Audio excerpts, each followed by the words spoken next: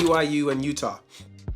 BYU struggled the entire game, and BYU struggled on that last drive. Time of possession, 30 minutes for each team. Utah threw 2 interceptions. Utah had a fumble.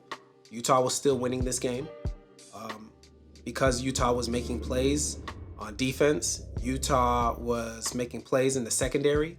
Utah ran the ball better than BYU did. They ran the ball well, 147 yards to BYU's 120. Utah was 6 of 12 on third down, 50%, while BYU was 1 of 12. BYU had 65 plays, despite the time of possession being even. Utah had 52. So there's a YouTube channel called Locked on Big 12. And the Utah athletic director had some very strong opinions about a pass interference call that the refs made at the end of the game, the last drive that Utah had the ball.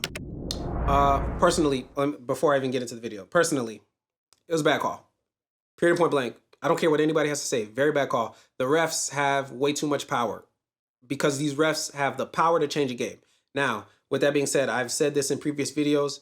If you're gonna win, I love this statement that Donald Trump had during this presidential campaign. Your win margin has to be too big for a ref to rig it, because a ref can. That's just the truth. And anybody who wants to act like it's not is somebody who is just not really being open to what is very possible, to what is clearly very possible.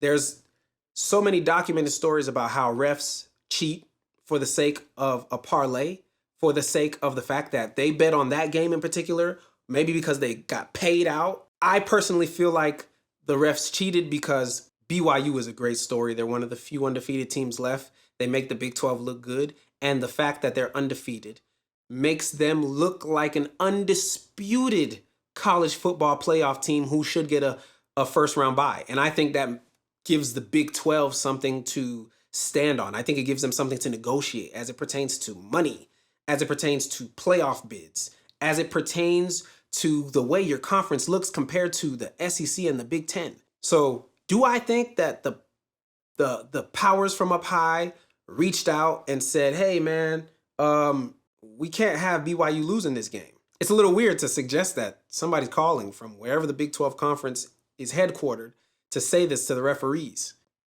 Ultimately, Utah, in my opinion, should have won this game based on the way their defense played, the entire team. But the way their defense played on that last drive, they should have won this game. There were no pass interference penalties called on Utah the entire game. So Utah never established this. So the referees never established this eyes on you approach to the wide receivers in the corners. Do I think you can call pass interference on every single play? Yes, because it is extremely challenging as a defensive back to guard a corner, to guard a wide receiver who already knows his route, who already knows where he's going, and he's at the clear advantage. So corners get handsy. There's a hand here. There's going to be a hand around the waist. In my opinion, if the play that is in question is not a clear pass interference because it's a hand in the face, or pass interference where you have ruined their route, it is not a pass interference call. And it should not be a pass interference call. You are allowed to put your hands on the wide receiver when the ball is not in the air. When they called the penalty, the ball was not in the air. And on that same drive, just before that play, the refs called a timeout for BYU after the play was called, just before that play, and their excuse is it was so loud there. Okay, maybe, but the refs are the ones in control. Run in. Stop the play. Stop the play. And it just looks like the refs kept giving BYU opportunities.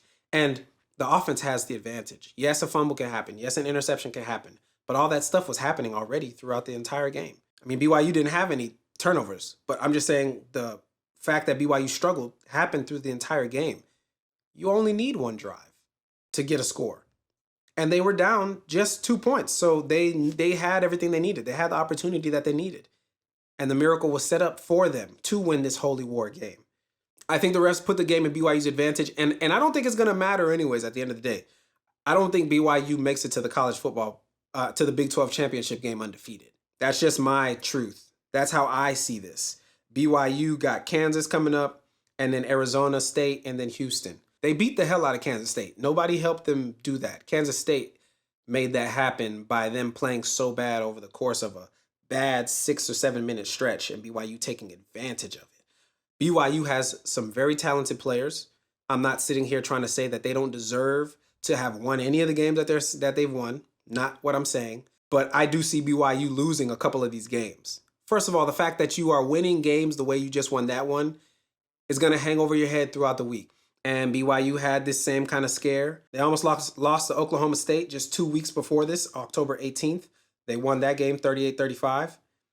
And they had a close call against Baylor. And I just think that it's going to run its course.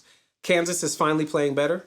I think Kansas might give them a scare, and they might mess around and beat this Kansas team. But remember what I said. Kansas is trying to get to a bowl game. Kansas needs all 3 of the last 3 games they have to get to one. So this is going to be a completely different Jayhawk team. So there's that. Then they're going to play against Arizona State. That's a team I really like. That's a team that is very much slept on. And I think that these other Big 12 teams have to create havoc at the top so that their 2 losses can give them an opportunity to sneak into the Big 12 title game. So somebody has to knock off this BYU team. Anybody out there can say whatever they want to say about BYU. Me personally, I don't see them being an undefeated Big 12 title team. They can win these games, but they're not playing their best ball right now with 3 games left. And for them to be undefeated, for them to be such a great team, I think it needs to show. And I think there's no better time or no more important time for you to start playing your best ball than now. It needs to start now because you only got 3 more games before the championship game. You can't be scratching out these wins and just barely winning anymore. You want to win however you can win, but you need to start winning by way of your merits, not by way of a bad call. Okay, before I get into this video, before I react, I just want to say also, ESPN showed the game. They did not show the call. They replayed it, but they kept it at a wide shot. That doesn't help anybody. There's too many cameras on the ground, too many cameras on the field, and they chose not to show that call. There is no close-up of that call anywhere online. Even when I looked at that call, I zoomed in myself. I don't see where there is a holding call. I don't see where there's pass interference on that play. I don't see that. It's just too easy to call that, though. It's very easy to make that call. There's a reason why everybody's losing their minds. There's a reason why the athletic director from Utah is losing his mind. He needs that game. Utah needed that game so that they can get to a bowl game. The coach is losing his mind because his team needed that game, and it was a hard-fought battle. They deserved to win. Let me play the video, and then we'll get into it. Let me ask you this. Before I even give you the Mark Harlan quote, let me ask you this. Were the officials the reason that BYU did not allow a point in the second half? The reason that Utah did not score a point in the second half? Coming up, how did BYU beat Utah? Was it stolen? Because I'm reading the box score right here, and it says that Utah didn't score in the second half. Let's actually recap the real football game that was played. Because if you ask Mark Harlan, there wasn't a football game played. There was a last minute where the Big 12 officiating crew handed the victory to somebody else. And I wonder if he's ever played football before when I hear him talk like this. Sometimes we're allowed to we're all allowed, which is freedom of speech. We're all allowed to get on here and say what we want to say, but whose opinions are trusted? A lot of times the person's opinion who's trusted is the person who has more endorsements and who is connected to the big names. I work for the Big 12, so you're going to trust me more. The Vikings just beat the Jaguars this past Sunday. The Vikings did not get into the end zone once. You don't need to score on every single possession to win. So for him making the point saying, you guys didn't score at all in the second half, that doesn't matter. They scored when they did score, and their defense was doing a great job of keeping them in the game and giving them the opportunity to win the game. But on that last drive, they were going against BYU and the refs. You can say that you saw a holding. Where's the holding at? How come I ain't see it? How come everybody else ain't see it? You can say whatever you want. I don't care nothing about Utah. I don't care nothing about BYU. So you can say whatever you want to say about everybody else saw the holding. What about the people who did not see it? The people who are mad for a reason. And you can't compare BYU's coach and his classiness to the AD and Whittingham from Utah. They're not going through the same season, 1. 2, sure, he's classy. Sure, if he lost that game, he still would have went over there and shook Whittingham's hand. But he would have known that he was supposed to lose that game. He would have known that they did not play well enough to win. So it's a completely different approach, as opposed to a coach like Whittingham who's struggling, who done went through 2 different quarterbacks, who they started off the season looking so good and so impressive, and now they're just trying to get through the season alive. And now here they are in a game that they've given themselves a chance to win despite not scoring in the second half. And you sitting here talking about, you, Mr. Toll, you sitting here talking about who didn't score in the second half. That don't matter. That don't matter. They scored when they did score, and their defense did a great job of keeping them in the game and giving them a chance to win it. And then he said something else in this video about how, but then you had another chance to make a play at the end of the game. Bro, it's not easy, bro. It's not easy. They held off the entire game. They did. It's not easy. They did not get the call that they would have needed to end this game, which would have been a no call. If anything, the clip should have been showed. Period and point blank. Because ultimately what ends up happening is referees have the end all be all. They have the final say. And after what happened with that referee in the NBA, when he was calling calls on Allen Iverson, and he was calling calls and literally other referees in the NBA knew about it. It was a whole organization of referees doing it. After stuff like that gets out, the public loses trust in the sport, in the referees. So that's the reason the AD gets fined. He should be allowed to say what he wants to say, because at the end of the day, that is his program and those are his beliefs, and there is no freedom of speech for people who are held in high regard when they are an athletic director. That's why they don't let players and coaches call out referees in the league, because they don't want people making a habit of calling out the refs, because fan bases are going to jump on board and they're going to start trusting the sport a lot less, which hurts the money, which hurts advertising, hurts your ability to trust that the game is called honestly.